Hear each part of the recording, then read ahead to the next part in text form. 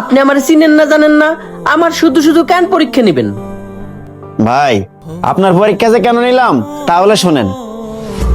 মা, এখনো না আমার চাকরিটা হয়নি, তুমি কোনো টেনশন করো না।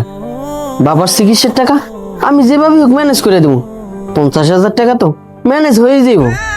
আচ্ছা ঠিক আছে, তুমি এখন রাখো, আমি আবার অন্য তোমাকে ইন্টারভিউ দিতে যাবো। আচ্ছা। এইবার বুঝছেন ভাই কেন আপনার পরীক্ষাটা নিছি? ভাই আপনার বাবার চিকিৎসার জন্য 50,000 টাকা দরকার ছিল, কিন্তু আপনি সেই টাকাগুলো ম্যানেজ করতে পারতেছিলেন না। কার সাথে যেন ফোনে কথা বলতেছিলেন, আর সেই কথাগুলো আমি শুনছি। তার জন্য আপনার এই পরীক্ষাটা নেওয়া। আর অথচ আপনি আমার এই টাকাগুলো নিয়েও 3 ঘন্টা যাবত বসেছিলেন। ভাই আপনি চাইলে এই টাকাগুলো নিয়ে যেতে পারতেন, কিন্তু আপনি নেননি। আপনি সততার পরিচয় দিয়েছেন। এখন যদি কিছু মনে না করেন, আমার একটা অফিস আছে, আমি চাই